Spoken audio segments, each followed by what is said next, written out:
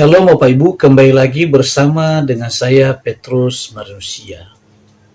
Dalam kesempatan yang baik ini kembali saya menayangkan kesaksian seorang wanita Muslim yang murtad terima Yesus sebagai Tuhan dan Juru Selamatnya. Saudara, beliau menerima Yesus bukan karena paksaan, tapi karena cara Tuhan sendiri. Dan ketika dia menerima Yesus, maka akibatnya pun beliau mengalami masalah dan tekanan yang begitu berat. Apa itu, saudara? Nah, tonton video ini sampai selesai. Dan berikan komentar Anda, lalu share seluas-luasnya. Saya nggak perlu panjang lebar, mari kita dengarkan dengan saksama sebagai berikut. Asal dari keluarga yang Islam semua ya, tidak ada satupun yang Kristen, semuanya beragama Islam dan juga beribadah seperti ya layaknya agama Islam. Namun tentunya di dalam keluarga inti saya sendiri itu tidak melaksanakan kewajiban agamanya dengan rutin, maksudnya tidak melakukan ibadah wajib, misalnya melakukan sholat 5 waktu seperti itu. Bolong-bolong lah seperti itu ya, kalau kata orang Sunda bilang itu belang pentong gitu ya. Tapi saya dari kecil dididik untuk mengaji ya, untuk juga sembahyang juga bisa gitu kan. Tetapi ya itu seperti tadi, itu tidak rutin gitu, tidak menjadi suatu kebutuhan yang bagaimana gitu. Sampai pada saat usia ya sekitar ya kelas 3 SMP gitulah, awal kelas 3 SMP itu saya ingin lebih mengenal Tuhan, siapa sih Tuhan. Saya ingin lebih dekat dengan Tuhan. Oleh sebab itu saya melaksanakan ibadah saya dengan rajin. Saya mulai rajin sembahyang, saya mulai rajin mengaji, belajar mengaji seperti itu. Mulai menekuni ibadah yang diwajibkan oleh agama saya. Tapi pada satu ketika saya sedang sembahyang lohor saat itu, saya tuh lupa matiin volume, kecilin volume televisi gitu kan. Tapi udah tanggung ya sudah, saya sembahyang. Lalu saya dengar di RCTI siang hari itu kan lohor ya, itu suka ada lagu pujian sebelum berita gitu ya. Nah itu lagunya itu lagu Yesus Tetap Setia yang dibawakan oleh Mawar Simorangkir. Mungkin perkenankan saya untuk menyanyikan syair daripada lagu ini ya. Lagunya Yesus Tetap Setia seperti ini.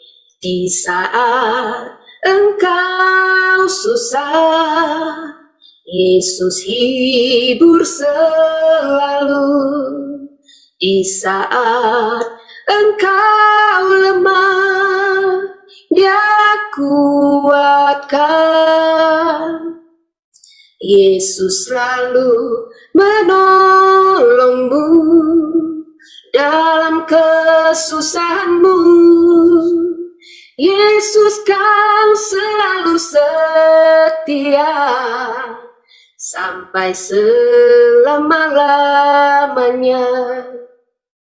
Walau pohon ara tak berbunga, pohon anggur tak berbuah, pohon zaitun mengecewakan, ladang-ladang tak menghasilkan. Kambing domba berhalau sudah, lembu sapi tak ada. Namun aku kan tetap setia, karena Yesus tetap setia.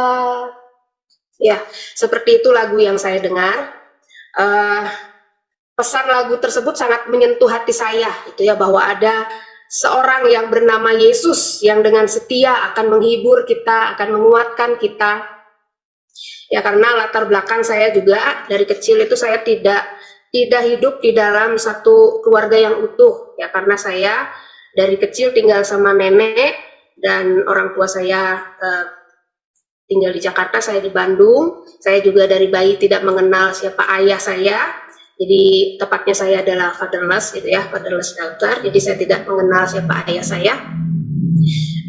Jadi saya juga kadang-kadang di nenek, kadang dioper ke tante seperti itu. Jadi ya mungkin saya merasa kesepian juga seperti itu ya. Jadi ketika saya mendengarkan lagu ini, hati itu tuh lagu itu sangat menyentuh saya. Ketika mungkin saya saat itu belum berpikir bahwa bisa berpikir bahwa ketika manusia tidak ada atau meninggalkan dan sebagainya ada Tuhan, saya belum berpikir seperti itu. Cuman ketika saya mendengarkan lagu ini, pokoknya intinya sangat menyentuh hati saya gitu. Jadi saya tuh sangat tersentuh dengan lagu itu, dan entah kenapa hati dan pikiran saya itu berkecamuk gitu. Dan entah apa yang membuat saya itu akhirnya ingin memutuskan untuk mengenal siapa sih Tuhan Yesus itu, siapa sih Yesus itu. Tapi saya tetap masih melaksanakan kegiatan ya ibadah saya mengaji, saya sembahyang, bahkan pada saat itu peralihan juga ke Semea. Dan tapi sebelumnya itu sebelum masuk ke Semea saya sudah tergerak ingin rasanya gitu mengetahui lebih dalam lagi Tuhan. Lalu saya bilang sama mama, "Ma, saya mau masuk Kristen ya." Terus dia bilang, "Ada-ada aja kamu tuh, kenapa?" gitu. Ya saya cerita, saya dengar lagu seperti ini, terus hati saya tergerak.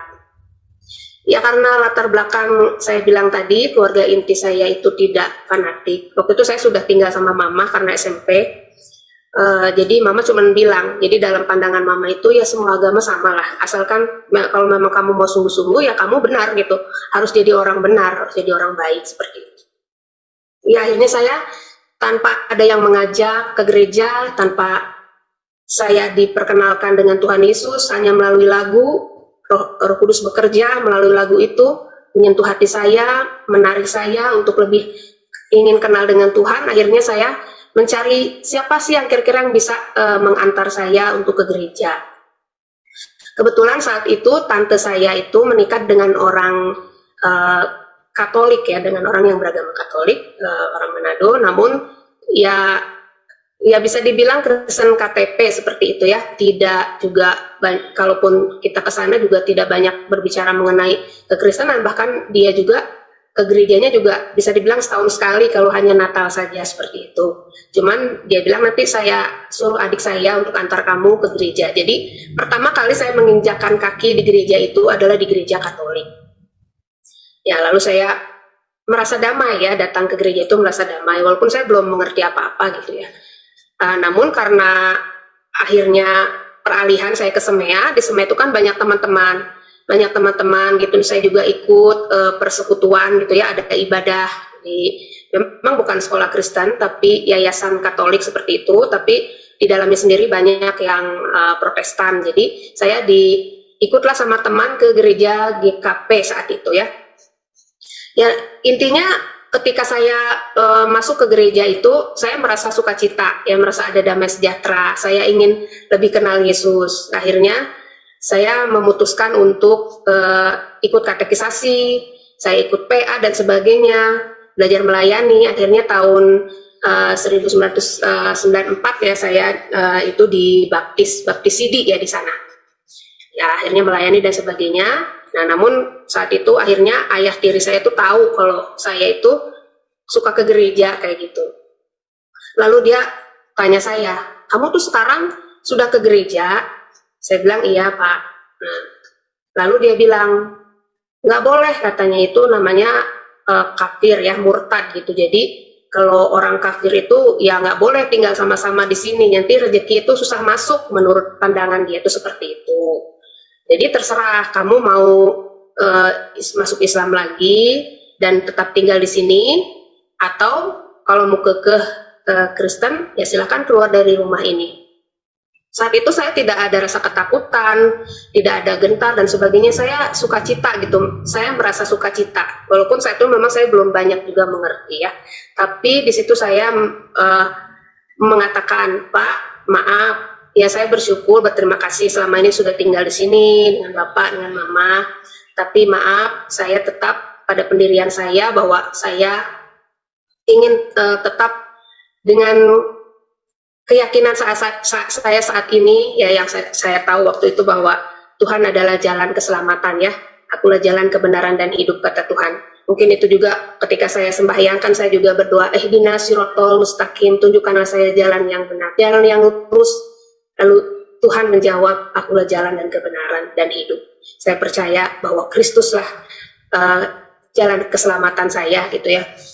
Jadi saya bilang ya terima kasih, tapi saya tetap kepada pendirian saya ingin lebih mengenal siapa Tuhan Yesus. Akhirnya ya sudah, saya pamit dari rumah, dan karena mama mungkin merasa kasihan sama saya, jadi waktu itu sempat ada ya orang yang suka bantu-bantu nyuci lalu pulang gitu, lalu saya dititipkan dulu untuk sementara tinggal sama mbak ya, sama si mbak itu, sampai akhirnya pelan-pelan cari kontrakan ya, karena kita menyesuaikan juga dengan keadaan ya, dengan budget juga. Jadi pada saat itu juga agak sulit ya kalau agak yang mahal-mahal gitu. Jadi ketika ada orang tawarkan rumah di belakang rumahnya, jadi depan belakang rumahnya itu ada solokan kecil gitu, got ya, kalau di Jakarta bilang got, dan bekas gudang. Kalau saya masih ingat itu dia punya ini panjangnya itu sekitar 2 meter kurang dan lebarnya sekitar 120 begitu. Jadi saya tinggal di rumah itu, di belakang rumah. Jadi di belakang rumah dia, bekas gudang. Ya beberapa bulan ya saya tinggal di situ. Tapi ya seperti saya bilang, ada tetap sukacita di dalam hati saya.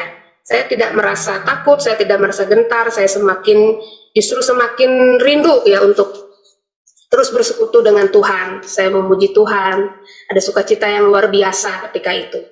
Ya sampai akhirnya saya ketika di Semea itu, walaupun saya belum paham ya untuk, kalau sekarang kan mungkin penginjilan gitu kan ya, saya belum paham ya untuk menyaksikan bagaimana caranya, tetapi saya punya kerinduan dan punya keberanian. Jadi ketika Semea itu saya duduk satu-satu ke teman, saya cerita.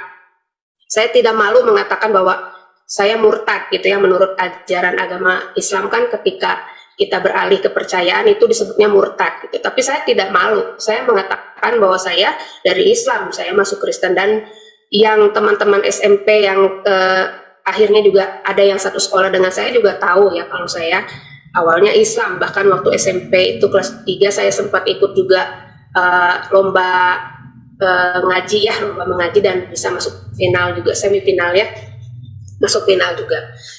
Nah akhirnya saya cerita satu-satu bahwa Yesus itu jalan keselamatan ya, tidak ada jalan lain kepada Bapa kalau tidak melalui Tuhan. Jadi satu-satunya yang bisa menjamin keselamatan kamu itu adalah Tuhan Yesus.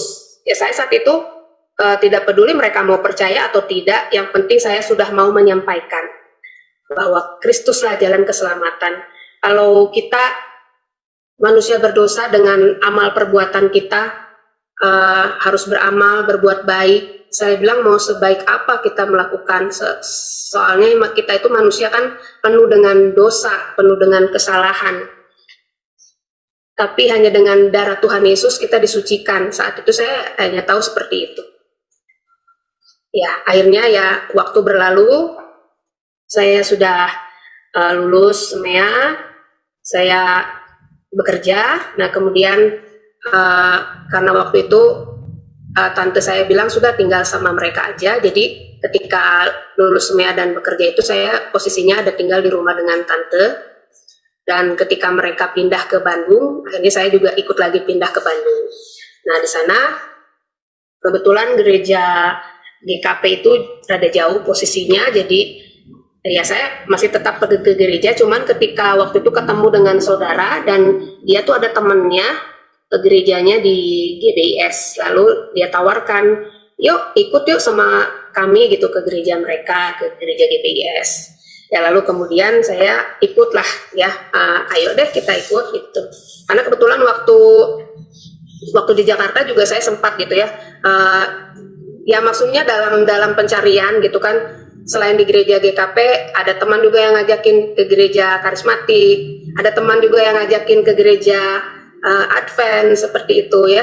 Dan awalnya juga saya ke gereja Katolik, jadi saya seperti ingin tahu seperti itu, seperti ingin tahu. Nah di Bandung ketika diajak sama teman, oke, saya juga maulah ikut gitu. Tapi di situ beda ya, berbeda. Berbedanya apa? Karena hamba Tuhan yang saya temui di situ yang menjadi bapak rohani saya ya, saat ini sudah almarhum, Bapak Pendeta Yosef Nehemia itu begitu ya saat itu belum pendeta ya begitu welcome gitu ya. Jadi saya tuh di situ merasa seperti di rumah sendiri, home gitu ya. Saya diangkat anak, jadi saya merasa saya punya bapak seperti itu ya. Tapi satu hal tadi saya terlewat, ketika mungkin saya selama ini tidak merasakan kasih sayang ayah, tapi ketika saya masuk Kristen itu saya merasakan saya punya bapak yang begitu baik. Saya punya bapak surgawi yang begitu mengasihi saya, bapak yang setia yang selalu ada buat saya. Itu yang saya merasa sukacita, saya merasa bangga ya. Nah jadi ketika saya di GBS itu saya bertemu dengan bapak rohani ya yang menganggap saya seperti anaknya sendiri. Dia membimbing saya, dia mengajar saya akan kebenaran firman Tuhan. Nah, disitulah saya mulai terbuka, disitulah saya mulai bertumbuh, saya mulai lebih lagi dikuatkan, lebih lagi dibukakan akan pencerahan-pencerahan firman Tuhan, karena di situ juga ada PA, ya ada pendalaman Alkitab seperti itu. Bahkan sampai pada akhirnya saya tuh ditawari untuk sekolah teologi. Saat itu ada 2 orang ya dengan teman laki-laki yang sudah lebih dulu lama di situ dan juga laki-laki, dan saya dicalonkan juga. Saya padahal termasuknya masih baru ya, dan juga perempuan. Dan waktu itu saya di dalam setiap situasi di gereja manapun saya masuk ketika bergereja itu saya selalu melayani Tuhan, Jadi ketika di GBS juga saya melayani Tuhan. Nah, jadi ayah rohani saya itu menawari saya untuk sekolah teologi. Ya, saya bergumul, dan akhirnya di rapat majelis seperti itu, akhirnya saya berdoa kalau memang ini kehendak Tuhan, maka akan lolos. Tapi kalau seandainya hari ini tidak, ya mungkin Tuhan tunjukkanlah, entah itu saya dapat pekerjaan atau jodoh ya, walaupun tetap sambil melayani Tuhan. Tapi ternyata pada saat rapat itu tidak dikabulkan ya, maksudnya saya pending. Jadi yang dikabulkan untuk sekolah teologi itu teman saya yang laki-laki, sedangkan saya pending. Nah ya saya percaya bahwa itu kehendak Tuhan juga ya, masih belum saatnya ya untuk saya sekolah teologi saat itu. Ya akhirnya berapa waktu berselang, malahan saya dapat jodoh ya, saya menikah, dan saat itu saya meninggalkan Bandung ya karena suami saya ada di Jepang seperti itu. Jadi saya ke Jepang dan menikah, lalu ya akhirnya setelah kembali lagi ke Indonesia pun ya berkelana ya ke Manado dan sebagainya. Jadi belum standby lagi untuk bergereja. Nah tetapi pada saat itu Tuhan menuntun kembali. Jadi ya memang seperti yang saya pernah sharingkan kepada Pak Franky ya sedikit, bahwa memang ketika itu saya sudah kelas 3 SMP itu sudah tergerak hati untuk ingin mengenal Tuhan ya melalui lagu itu. Namun kan itu semua proses ya, saya tidak lantas langsung mengenal Tuhan, saya tidak lantas langsung mengasihi Tuhan ya. Banyak kemanusiawian kita, kedagingan kita masih manusia yang di dalam daging yang lemah, yang masih berdosa seperti itu. Sampai pada satu titik tertentu saya juga merasa seperti frustasi seperti itu. Ya kalau misalnya saya berdosa terus tuh apakah saya masuk neraka dan seperti itu. Jadi masih pola pikir Islamnya masih ada gitu, karena kalau di Islam kan kalau kita banyak berbuat amal, perbuatan nanti yang ditimbang itu kalau memang berat ke perbuatan baik maka kita akan masuk surga. Ketika kita banyak melakukan kesalahan, timbangannya lebih berat ke situ, kita akan masuk neraka seperti itu. Namun Tuhan terus memurnikan kan kehidupan saya, terus menguduskan. Itu saya percaya semua atas pekerjaan daripada Roh Kudus itu sendiri. Ketika saya bisa mengaku bahwa Kristus itu Tuhan, itu juga tidak mungkin karena dari diri saya sendiri. Itu dari Roh Kudus yang mengatakan, yang menaruhkan itu di dalam hati saya. Nah jadi dalam prosesnya Tuhan itu terus menunjukkan kasih-Nya, terus membawa saya, terus menarik saya. Sehingga ya Tuhan, saya juga sebetulnya tidak tidak memiliki pikiran untuk kembali lagi ke gereja GBIS ya. Waktu itu saya ketika pindah lagi di Bandung, saya ngontrak di daerah komplek itu ada gereja GPDI. Saya masuk juga ke situ, saya beribadah di situ, dan saya juga seperti biasa ketika saya masuk gereja saya selalu melayani Tuhan. Saya rindu untuk selalu melayani Tuhan. Sampai satu ketika ada seorang teman saya yang dulu ngajakin saya ke GBIS itu tiba-tiba kontak saya gitu. Saya sudah tidak punya kontaknya dia. Itu sekarang GBIS ada di sini, lalu ya saya mainlah ke sana. Nah, seperti biasa ketika saya datang kan home gitu ya, saya merasa memiliki dan ada keluarga, ada ayah rohani saya yang saat itu sudah menjadi pendeta ya. Dan akhirnya saya ditawarin, ayolah di sini lagi, sama-sama lagi melayani. Jadi saat itu saya dua melayani ya, melayani di sana pagi, di GBIS sore. Tapi ketika Natal itu banyak sekali kegiatan, lalu saya harus bisa memutuskan kira-kira saya harus melayani di mana. Akhirnya saya bergumul berdoa, dan Tuhan bilang, ya sudah kamu kembali lagi ke GBIS. Saya juga minta maaf kepada gembala sidang di GPDI dan saya mohon pamit dengan baik-baik. Dan saya katakan bahwa saya juga dulu bertumbuh di situ. Akhirnya ya oke, tidak jadi masalah gitu kan. Jadi akhirnya saya kembali lagi ke sana.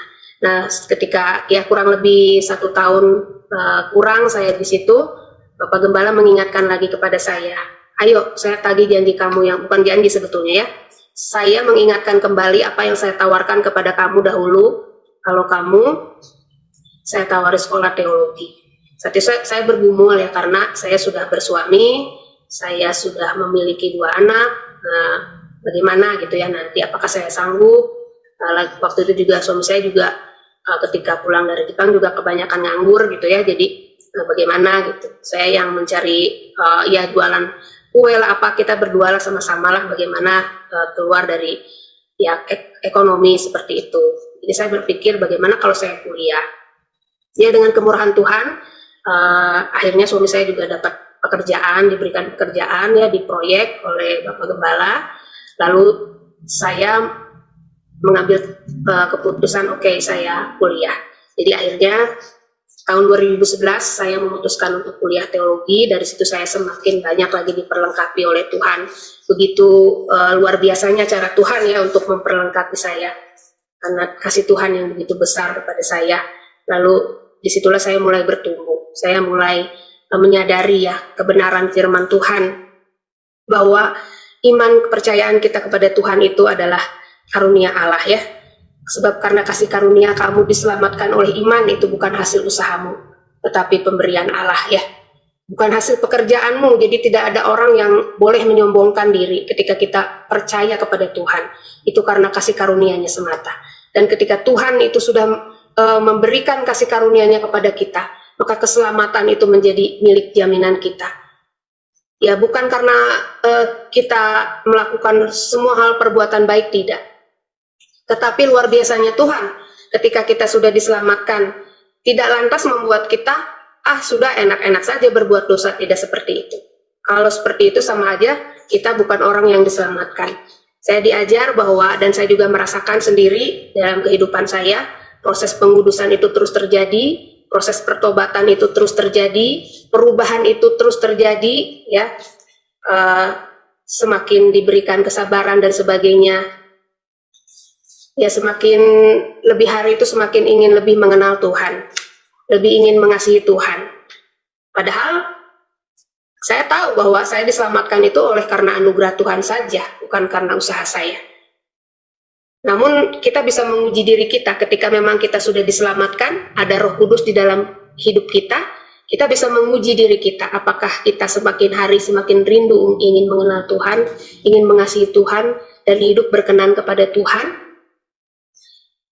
Ingin terus memperbaiki kehidupan kita, semakin hari ya semakin rindu untuk menjadi seperti Kristus. Ya walaupun bukan kita melakukan hal seperti itu bukan untuk mendapatkan surga lagi ya, karena surganya itu sudah diberikan secara cuma-cuma oleh Tuhan. Tapi untuk ucapan syukur kita yang terdalam ya, karena kasih Tuhan itu begitu besar, menyelamatkan saya orang berdosa, menghibur, membebat mungkin hati saya yang luka ya, yang mungkin kesepian dan sebagainya, tapi Tuhan yang menghiburkan. Tuhan yang menyelamatkan saya. Tuhan yang menjadi Bapa yang kekal buat saya.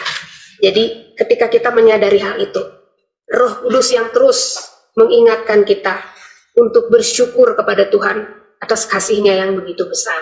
Ya akhirnya ketika saya akhirnya puji Tuhan tahun 2011 itu masuk sekolah teologi, tahun 2015 saya sudah selesai. Saya wisuda S1. Kemudian ya Tuhan itu tidak membiarkan kita untuk menjadi biasa-biasa saja gitu ya, maksudnya ya bukan berarti yang luar biasa seperti bagaimana, tapi Tuhan ingin lebih menarik kita untuk semakin dekat dan mengenal Dia lebih dalam lagi. Jadi pada saat itu saya di tahun 2017 itu saya ditahbiskan menjadi pendeta muda ya. Saya masih merasa diri saya tidak layak ya. Saya merasa siapa saya gitu. Tapi ayah rohani saya katakan perasaan ketidaklayakan itu harus tetap ada di dalam diri kita. Tapi kita harus percayakan bahwa memang kita ini dibenarkan oleh Tuhan. Kita bukan orang benar, tapi kita dibenarkan oleh Tuhan. Kita dikuduskan oleh Tuhan. Status kita orang kudus, orang benar, karena Tuhan yang menguduskan dan Tuhan yang membenarkan. Dan juga Dia yang melayakkan. Gitu. Jadi ya saya percayakan semua itu. Jadi akhirnya tahun 2017 saya ditahbiskan menjadi pendeta muda. Dan setelah itu saya membuka ya cabang gitu seperti itu, cabang GDIS, dan saya mengembalakan di situ, yaitu terus berjalan. Dan pada saat tahun 2018 saya ditawari lagi oleh Bapak Al-Gembala Almarhum untuk ambil S2. Ya saya saat itu bergumul, waduh waktu itu saya S1 juga begitu luar biasa lelahnya ya, karena kuliahnya jauh, pulang pergi dengan ada anak, ada suami, dan banyak pergumulan yang lainnya. Tapi ya Tuhan kembali teguhkan. Akhirnya saya bersedia untuk kembali menjalani studi, ya mengambil S2 teologi. Dan tahun ini ya kalau tidak ada halangan, kalau Tuhan kehendaki, tahun ini saya sudah selesai dan dapat di wisuda S2. Satu hal yang saya pelajari ya dari perjalanan hidup saya, kenapa Tuhan memanggil saya, ya tentunya ada rencana Tuhan di dalamnya, ada maksud tujuan Tuhan. Maksud tujuan Tuhan itu adalah supaya kita ini menjadi taat kepada Tuhan. Ya, kita bisa taat kepada Tuhan. Kita dikuduskan untuk taat kepada Tuhan. Sekali lagi jaminan kita adalah Roh Kudus yang ada di dalam kita yang sudah diberikan ketika Dia menyelamatkan umat pilihannya. Dia menebus dosa umat pilihannya. Dosa yang lampau, yang lalu, yang saat ini, bahkan yang belum kita lakukan, semua sudah ditebus oleh Tuhan di atas kayu salib Golgota. Jadi keselamatan itu dianugerahkan oleh Tuhan secara cuma-cuma menjadi milik bagian saya. Dan ada maksud Tuhan, kita dipilih, kita dikuduskan, yaitu untuk taat melakukan perintah Tuhan. Untuk semakin hari dapat melakukan kehendak Tuhan dan juga menjadi saksi bagi banyak orang. Ya saya waktu semea juga ingat bahwa saya bercerita kepada orang-orang tentang Tuhan. Saat ini mungkin saya sudah lebih banyak mengerti untuk menceritakan kebenaran firman Tuhan ya, untuk bagaimana mengabarkan kabar sukacita itu. Satu hal yang saya pelajari dalam kehidupan saya, Tuhan itu membelenggu saya ya dengan kasih karunia-Nya. Saya dipanggil, saya dipilih, saya dikuduskannya, dibenarkannya. Bahkan saya saat ini yang tidak pernah saya sangka, tidak pernah saya duga, saya menjadi seorang hamba Tuhan, menjadi seorang pendeta seperti itu. Kalau saya melihat ke belakang kehidupan saya dan juga saat ini, Tuhan itu begitu melindungi saya. Jadi Tuhan itu melindungi kita dari perbuatan-perbuatan dosa yang lebih lagi. Tuhan itu menjaga kehidupan saya. Jadi ketika kita ingin berbuat sesuatu yang di luar, ya maksudnya itu melakukan dosa, Tuhan itu mengingatkan, Tuhan itu menegur, dan Tuhan itu memperbaharui kembali. Jadi tetap berada di jalan Tuhan itu adalah anugerah.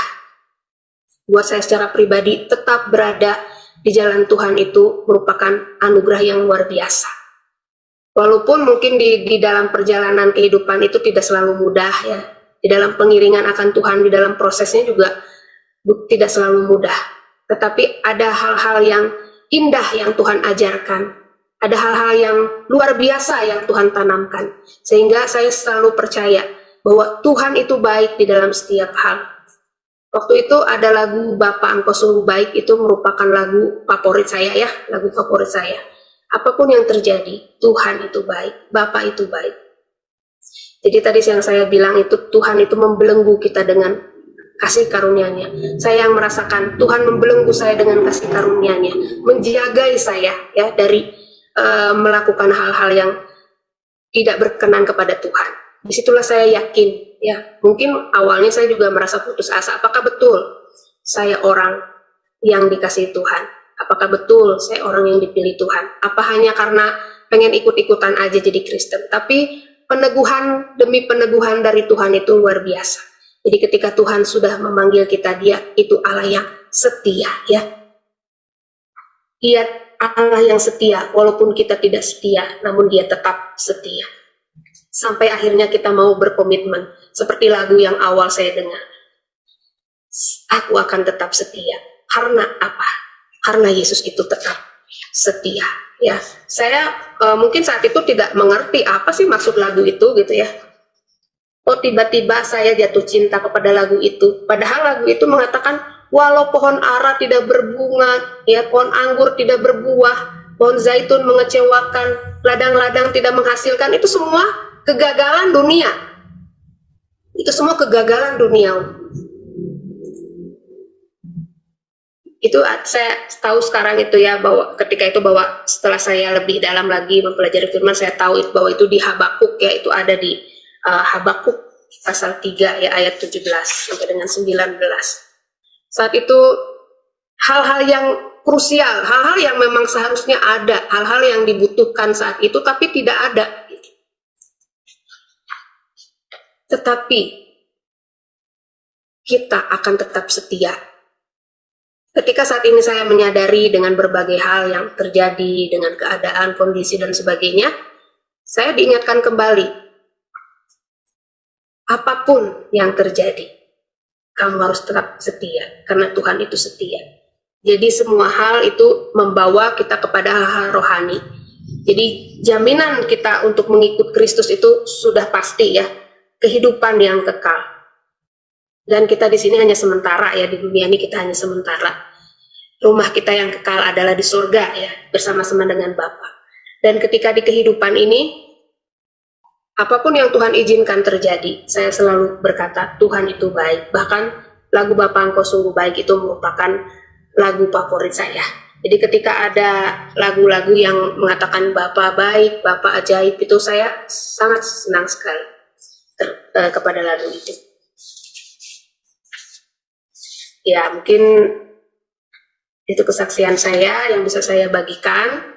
Ya, intinya saya saat ini melayani Tuhan, terus untuk berkomitmen untuk tetap ada di dalam pelayanan, dan juga ingin juga membagikan kabar sukacita ya, bahwa Kristuslah juru selamat, mengabarkan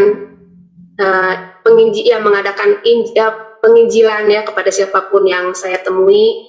Waktu itu juga sempat saya, waktu suami saya nganggur, saya juga menjadi tukang pijat.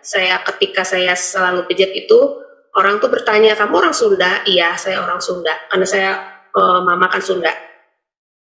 Jadi saya bilang, ya saya orang Sunda. Kok kamu Kristen? Di situ kesempatan saya untuk menyaksikan Tuhan, untuk bercerita tentang Tuhan. Saya tidak menyinggung atau menjelekkan agama saya sebelumnya, tapi saya hanya berkata, saat ini yang saya percaya adalah Tuhan Yesus, karena menurut iman saya bahwa Tuhan Yesus itulah yang bisa menyelamatkan kita. Dialah Tuhan dan Dialah Juru Selamat. Saya menyaksikan itu. Entah mereka mau percaya atau tidak, entah mereka mau mendengar atau tidak, itu bukan urusan saya. Karena semua adalah pekerjaan Roh Kudus ya, yang bekerja di dalam setiap pribadi, ya lepas pribadi, termasuk diri saya dan juga semua orang percaya. Itu semua karena Roh Kudus yang bekerja di dalam hati kita. Jadi intinya kita mau mengabarkan kebenaran firman Tuhan itu ya. kita mau menyampaikan kebenaran firman. Dan untuk percaya atau tidak itu bukan urusan kita lagi, tapi itu semua adalah urusannya Tuhan ya.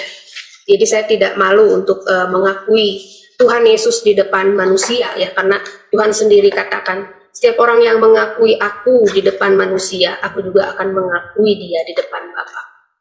Kalau orang yang menyangkal aku di depan manusia atau malu mungkin bercerita bahwa kita percaya kepada Tuhan Yesus, bahwa Yesus juga akan menyangkalnya di depan Bapa. Dia katakan seperti itu. Jadi itu yang saya ingat. Jadi saya tidak pernah malu dikatakan orang murtad, diledek teman, kamu kok masuk Kristen dan sebagainya, ayo balik lagi Kristen tuh gini. Saya tidak gentar, saya tidak goyah. Saya tetap percaya kepada Tuhan Yesus sebagai juru selamat saya.